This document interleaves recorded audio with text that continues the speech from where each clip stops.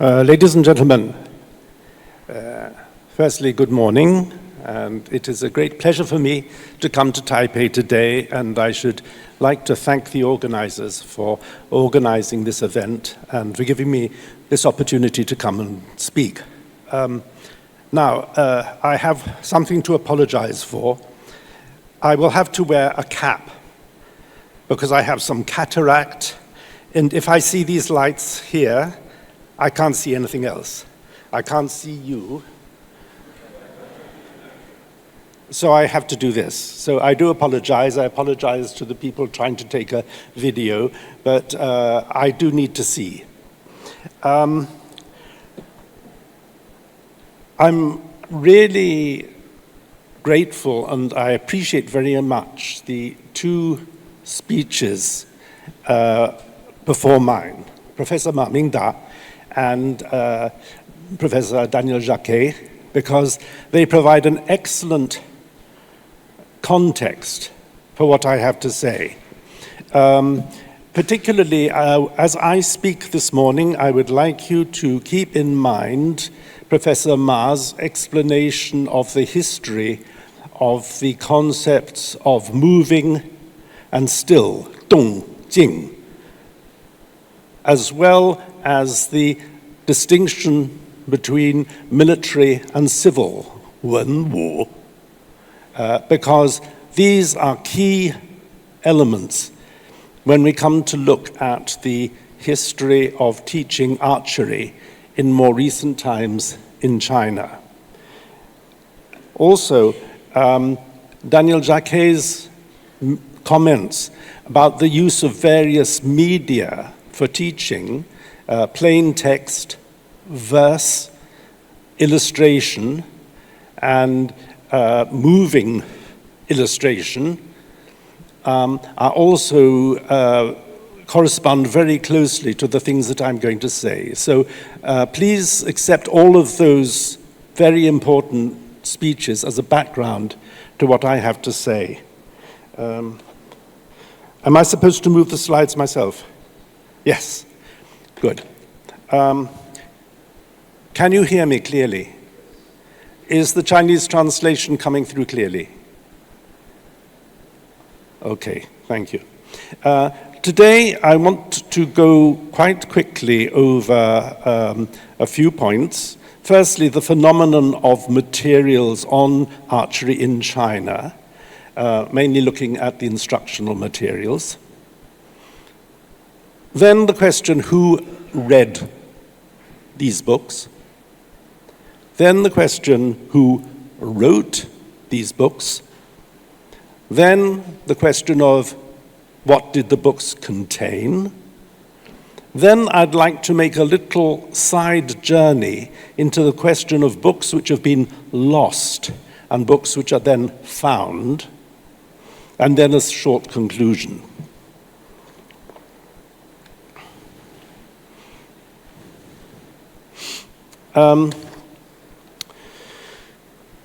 A very brief historical background.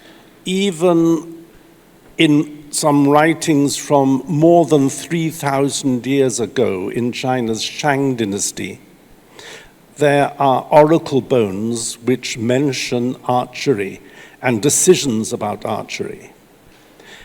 Everything in the oracle bones refers to the royal family, not to ordinary people or students. But there are questions such as, when we go hunting, shall we use a fast bow or a slow bow? Now, I don't think I or anybody else understands what that means. But it does mean that there were some discussions on technique that have been recorded very early. And particularly interesting is that the setting for the discussion was a ritual procession around a lake called Pan, which was near the capital of the Shang dynasty, now called Yinxu. And there are echoes of that activity in later periods. But when we get to the Western Zhou period, which followed the Shang, So from about 1000 BCE through, and then going to the Eastern Zhou up till about 221 BCE. When we look at that long period, we find the development of a form of archery which influenced the whole of the practice of archery in a certain context throughout history, almost until the 1900s. It is said in a work attributed to Confucius that in early times, in the Western Zhou dynasty, the king used a test of archery to select officials. And there are many texts preserved until today which try to explain that phenomenon. One thing that comes through is, if we bear in mind what Professor Ma taught us about Dong and Jing, about moving and quiet, and the idea that Confucius tended to urge towards the quiet. At the same time, he recognized the movement. As Confucius urged us towards literary, he also recognized the need for military. Indeed, Confucius himself had led a military brigade at one time. And he said something which was very influential. He said, those people who are, let us call them the quiet, the Jing people, who he called Junzi, the educated man, should not struggle against each other. But if they have to, it should be with archery. Because in archery, we practice ritual. And after the practice of archery, we sit down together and we drink wine.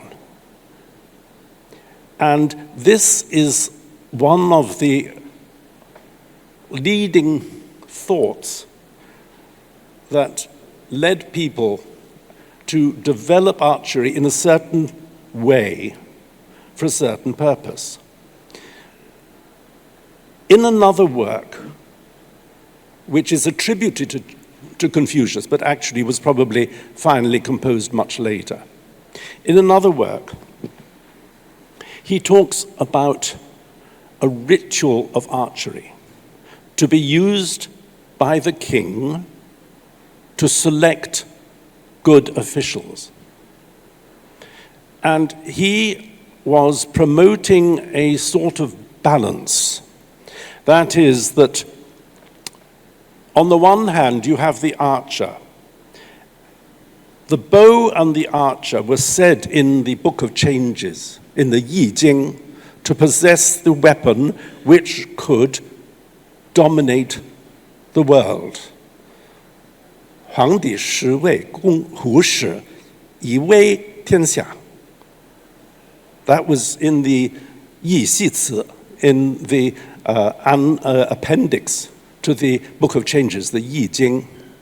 It was strongly believed that the bow and arrow were among the strongest weapons because of their reach in distance and how lethal they could be. But it had to be controlled. This dong could not be excessive. It had to be held back. I shall quote just from this classic, I shall quote in English. Sorry, as soon as I pressed this, the quote went away. But I shall find it again. This is what it said. I'm quoting now in English. The archers met the criteria of the rituals in entering, leaving, or making turning movements in any direction. When their minds were composed and their postures straight, they grasped the bow and arrow, concentrated, and firmed their stance. Only when the archers grasped the bow and arrow, concentrated, and firmed their stance was it possible to talk of meeting the requirements of the rituals. This was a means of assessing their virtuous conduct. This is what the examiners, according to Confucius, were looking for in ancient times. Further, in the same text, it says, archery is another way of saying unfurling or releasing. Here he's using a pun, using the old pronunciation of Chinese. So, with an untroubled mind and steady posture, they grasped the bow, concentrated, and firmed their stance. Grasping the bow, concentrating and firming their stance, their shot would just thus hit the target. Throughout these texts, there's a play on words. There's a character in Chinese, zhong, which means in the center. It could also mean the center of the target. But there's another way to pronounce the character, zhong, which means to hit the target. Zhong can be equated with zhongyong, the doctrine of the mean, trying to maintain a center position, not an extreme to the left, not an extreme to the right. And this idea of not too much to the left, not too much to the right, applied to hitting the target and also to the way that the archer stands, this symbol was built in to a certain form of archery which was developed later. Let me go on to that form of archery. In the Tang dynasty, in the 8th century, that is in around 702 of our era, the then Empress of China, Wu Zetian, instituted forms of fair competition for high-ranking officials. And from an early time, that included archery. It was an imperial examination for promotion, which included archery. It recognized that apart from the wen, or what Professor Ma described as the jing, the still, there was also a need for wu, military or moving. And they adopted the Confucian principle of finding this centered position where archers would not exceed their authority, but would not also underperform. They used this concept to develop their military examination.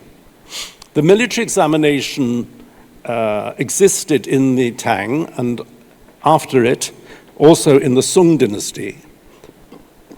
In the Yuan dynasty, which was dominated by the Mongolian people, it was suppressed. But in the Ming dynasty, 1368 to 1644, and the Qing dynasty, 1644 to 1911, it was firmly approved. However, the archery element in the military examination was actually abolished in 1902.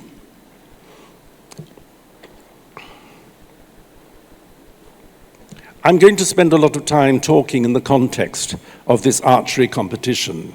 Here's a photograph which was said to be in Guangzhou, Guangfu. And I believe the taller gentleman and the taller official on the left was actually the chief minister of that region, overseeing an archery competition. This is taken from a picture postcard, and it's just nice to have a photograph showing one of these competitions of the imperial examination. There are very, very few of them.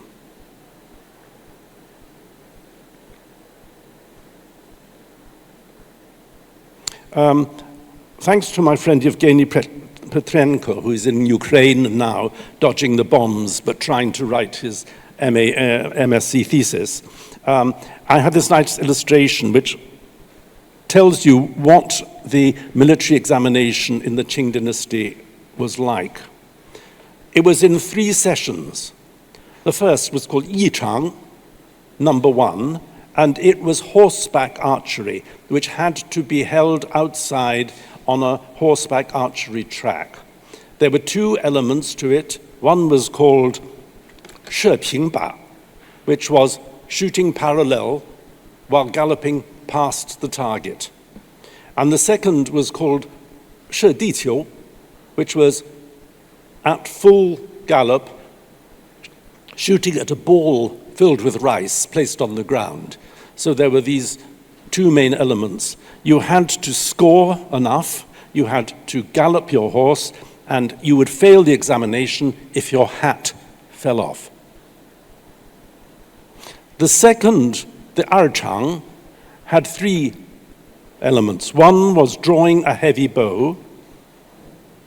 One was wielding a heavy halberd. And the third was raising a heavy stone. Those 3 were all simple tests of strength, bodily strength. But there was also archery on foot. Now, it looks as if on the picture that archery on foot is in Yichang. Actually, it was in Archang. And that was actually a competition to shoot at targets using a normal military strength bow. Provided anybody passed those 2 tests, they were allowed to take a simple written test on the military classics. The potential readers, then, of archery manuals in the Ming and Qing were nearly always students studying for these exams. Young men in China who could afford it were obsessed with taking the imperial exams. The most prestigious ones were for the civil side, and there was no test of military skills or martial arts. Those who couldn't hope to pass the civil exams would often try for the military exams. Being in military exams exempted people from certain national service duties. If a person had already passed the civil examination, they were not permitted to take the military examination.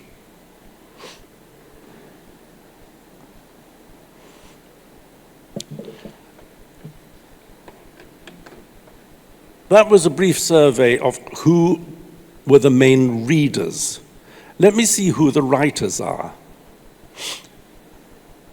Firstly, I need to explain that the idea of authorship in China traditionally is very different from the Western idea now.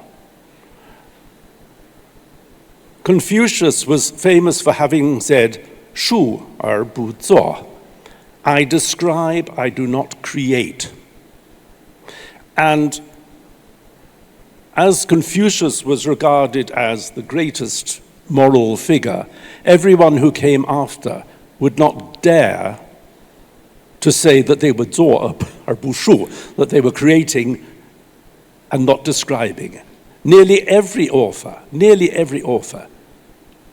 so-called, actually put down that they were describing something older. So that you get these words, some of which mean create, like 注 and 做, but others just mean copying or revising old works. 传, 志, 定, 编辑, 数论. These are the words most commonly associated with these books. There were also people who wrote anonymously or with pseudonyms. There's a famous book called《冠诗新传》by somebody called Ji Jian. And this Ji Jian is probably a pseudonym. It's not a real name of somebody. Professor Ma Mingda, who did such a lot of research on Chinese archery books, could find no evidence of a real person called Ji Jian.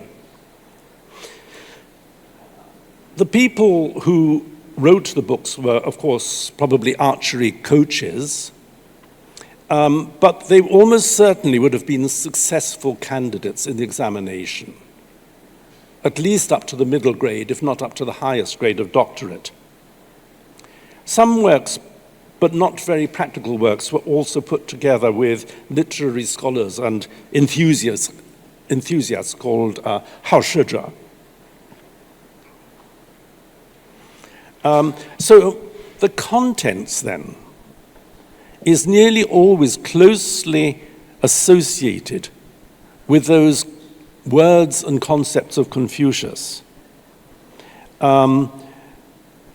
So there would also be reference to one of the early writers from the Tang dynasty called Wang Ju and his book called She Jing. There would be division in some books between foot archery and mounted archery. They would talk a lot about expression, 从容, stance, and the use of qi, 正极养气, determination to achieve the full draw, that is not in any sense only partially drawing the bow, which was called 智够. Then concentration on the bow hand, 持固. Also sometimes some discussion of archery equipment, and in some books also something called the 相马经, which was a book about recognizing and looking after good horses. So the contents of these books would look at concepts like internal and external, because people followed a principle for archery. They were required. It was part of it was like the syllabus, that their external must be calm and internal must be fierce. There's a nice quotation from a Han Dynasty novel called 武岳春秋, the romance of Wu and Yue, two countries at war with each other, where there's a quotation from a so-called woman of Yue, and she says, when I use the pole for fighting, internally, I'm like a crouching tiger, snarling. Externally, I'm like a beautiful young woman smiling. It was this external appearance of calm and ability and confidence that was demanded in the examination and which was focused upon in the books. There was also some works which talked about crossbows, and here is an example. I hope that these slides will somehow be shared, but it shows how the division of this book, this is called 射艺精良, from the very, very beginning of the Qing dynasty. It shows how it divides the material. Communication of ideas. Of course, there were plain text explanations done in what we could call Guanhua, a sort of modernized classical Chinese. And then, particularly important, were monochrome illustrations. If you look at the two illustrations here and this strange skeleton on the left, in the Chinese classics that an ordinary person might study, it was very rare to find specific identification of parts of the body, sufficient to actually give a detailed explanation. Then if you look at different regions of China, The names of different parts of the body can be very different in dialect. So this author actually produced an image to identify all those joints and parts of the body that he was going to use in his book, as well as providing this useful illustration of how the bow hand should hold the bow. Then the mnemonic rhymes, the 歌诀, which was described just now as a vital element in some types of European text. It was also a vital element in some Chinese texts, but also as a parallel. Sometimes the mnemonic rhymes were so obscure that they needed further text to explain them. And some books that reproduced the books without the mnemonic rhymes at all, only just leaving the explanation. There would be questions and answers, 或问, and analysis of errors, 判定说.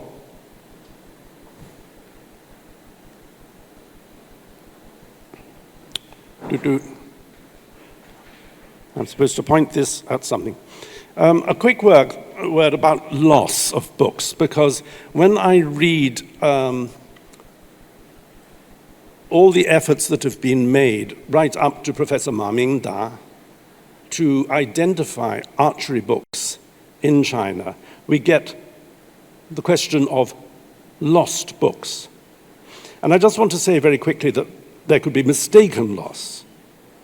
That is, that the book has disappeared from China, but could still be found outside China. Sometimes these works are the whole original Chinese work in Chinese that have just been taken from China to, for example, to Japan, where they can now be found in the Toyobunko library.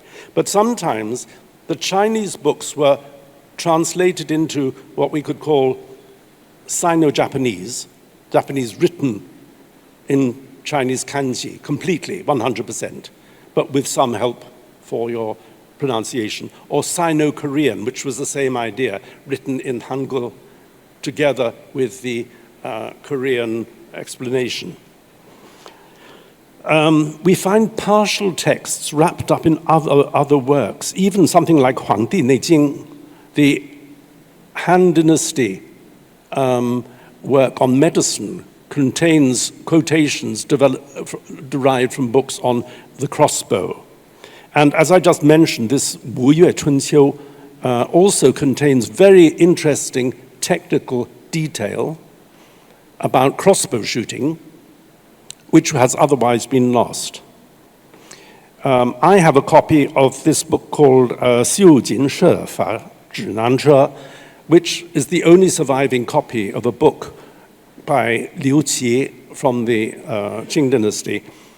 It was hidden inside a gazetteer of Tang dynasty Chang'an. For what reason, I don't know. But you would never have been able to find it if you were looking through library catalogs or lists of collections, because it was completely hidden. Finally, there are some valuable sources even in novels. There was a very famous novel called 镜花缘. I translated that as a chance encounter. It was about 10 young women, very talented, who passed the examinations, which is impossible for women, and then would go through a sort of adventure, a world tour. I'm going to overrun by 2 or 3 minutes. I hope that's all right. It's 5 minutes to 11. I just want to also finish with this thing, the situation of 美批 and personal notes written by previous book owners, because I myself have found valuable data hidden away. Well, not hidden away, it's there for all to see. For example, here is a very famous poem for archers, which was written in a novel on the left. The 射桂引断至征，宽荡下期书雄树兄. This poem in the style called 西江月 is very, very well known. But the owner of the book felt that it had been misquoted, that it was wrong. And at the top, he wrote down the way he thought it should have been quoted, so that although many archers and some books knew and learnt this mnemonic off by heart, this owner is saying, that was wrong. We need to revise this to this, okay? So that instead of a rather confusing sentence about your feet weighing 1,000 catties, you stand with the weight on your back foot, he says. And then he says at the last line, the application of your body force needs to be even so that you will hit the target. So that is his amended version. So this is another small source for these archery books. The books that have survived are very important points of technique specific to the Asian composite bow, just like, as we have had explained, the early books are important sources for the revival of some of the Western martial arts. But particularly, they give us an insight into the syllabus and scoring criteria of the Ming and Qing imperial military examinations. It's interesting that you can read many works which explain the procedures of the Ming and Qing Wukeju without actually explaining what the marking criteria were. But these books help you understand what they were.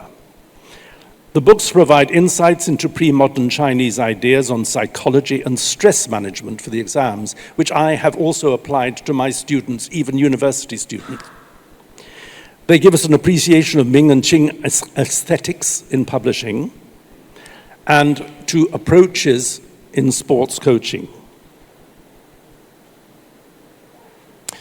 That is the end of my presentation. I don't know whether there were supposed to be questions. If there's time for them, I'm happy to take them. If there's no time, then on to the next. Thank you, ladies and gentlemen. Thank you. Thank you, Professor Selby. Thank you.